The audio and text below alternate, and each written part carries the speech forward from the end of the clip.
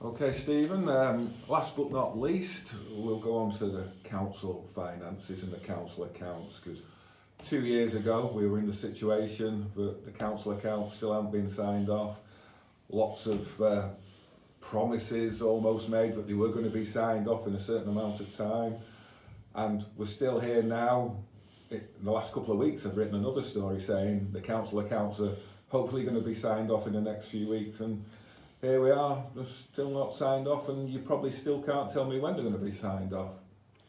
Well, this has been a very complex and difficult situation involving the council and its auditors, Grant Thornton, and we've been in constant dialogue with them on every point they've raised, and by God, they've raised a lot of points around technical detail going back to 2017, including how we account for our debt, something called minimum revenue provision.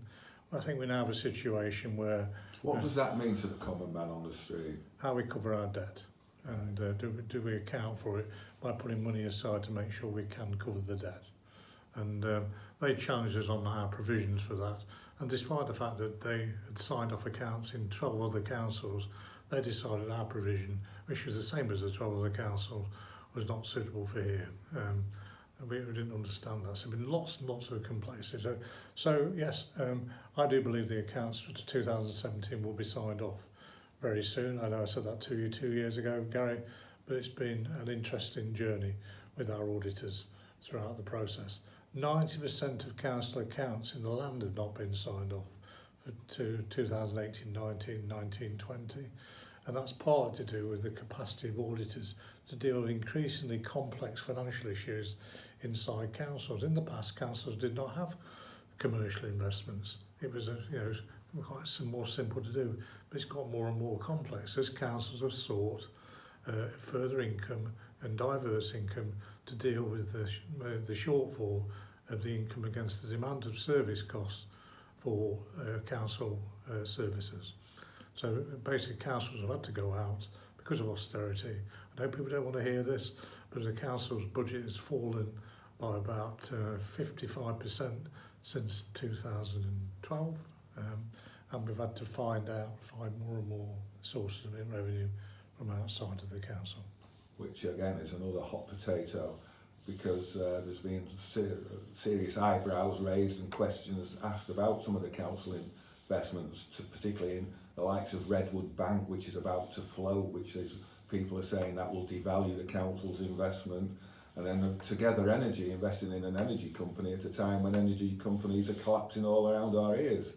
I mean, so you've got a triple whammy almost. You've not got the council account signed off, you've got people questioning your investments in Redwood Bank, and in an energy company where you've at risk of over £50 million. I mean, it doesn't make good reading, does it? No, and in many ways, I'm certainly very pleased that people are curious about these issues. But to be frank, each one of those ones you referred to went through a rigorous due diligence exercise, continuous performance monitoring of the arrangements for the investment. I can't speak at any length about Together Energy, Gary, because I'm a non-exec director. I can't, and that means I'm conflicted speaking about the matter, being chief executive of the council. But what I can tell you is Together Energy is likely to get a new investor.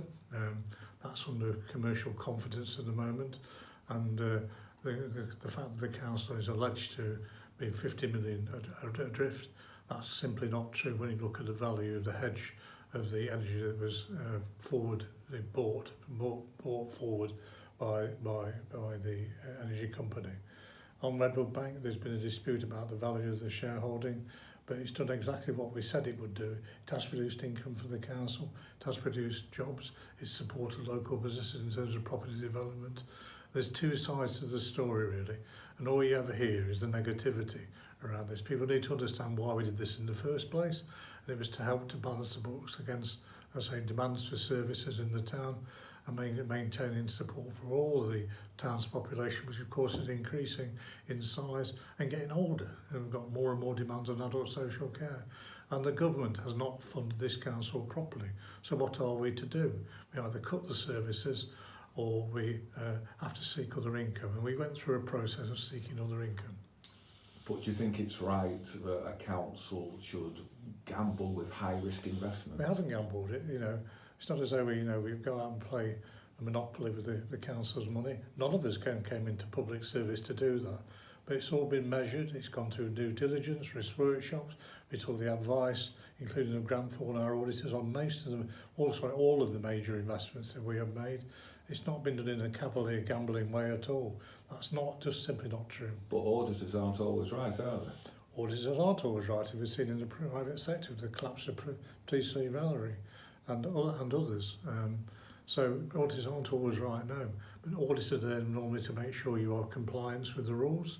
They're there to make sure you improve on what you're doing. But they're not always right in terms of advice. It's been proven by a number of audit firms in the last 2 years. So are you confident that the council can service these loans moving forward? Yes. Absolutely no Yes. concerns whatsoever? I've got no concerns. And you've no concerns about Together Energy going under like many of their competitors have done in recent times? I'm anxious because obviously I'm aware that I think in the last 2 months 15 energy companies have gone down, but with Together Energy I can't say too much about it, Gary. I don't believe we'll be in that position. No, but it is anxious times. Yeah, of course it is. Anybody who works in the energy sector, it's going to be anxious times. And are there anxious times ahead with Redwood Bank, or are you confident that was a good investment for Good the council? investment. And you've done other investments as well to try and balance the shortfalls, but people will see in the media that the government have been putting millions of pounds into Warrington on the town deal and things like that. So Yeah, there's been a lot of competitive funding, bidding for money. The town deal is a good deal. We didn't quite get every penny we wanted. Same with the investment in electric buses, but they are one-off dollops of money, so to speak, coming into the town. The major issue here is our revenue budget, the money that we use to provide council services, and that's been reduced significantly since 2012. And that's the issue that's caused this council to seek other forms of income, as I say, in a diligent and in a proper way. because I mean, for balance, we do read a lot of positivity about how well Warrington's performing as a town. Yeah. And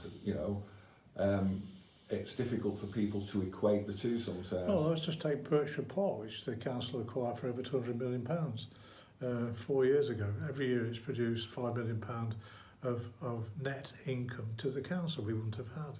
So those people who detract from saying we shouldn't be doing any of this, how are they going to find that £5 million? Which £5 million of council services we actually have to stop or cut? Right. Well, none of us have got a crystal ball, but whatever the future brings, we're approaching the festive season, so we'll try and end the interview on a good seasonal note and goodwill to all people, and hopefully we can get through these turbulent times and come out stronger. Yeah, I mean, obviously with the latest mutation of COVID, it's been challenging as we get to the end of 2021. But Gary, just to thank all your readers of your magazines and the viewers of worldwide and this broadcast for their support, their endeavours, their sometimes criticism, because our criticism has been very, very helpful to receive. Sometimes a bit personal, but it's been helpful to receive.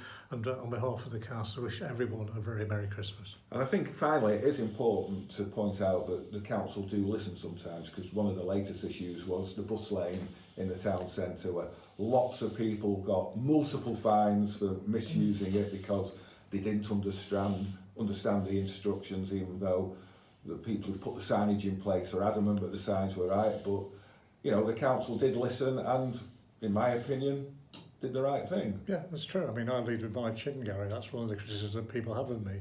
I don't hide away. I want to understand what people are thinking and saying, and that one we didn't get right. It wasn't our most glorious moment. We listened and we made a decision around the bus lane on Scotland Road.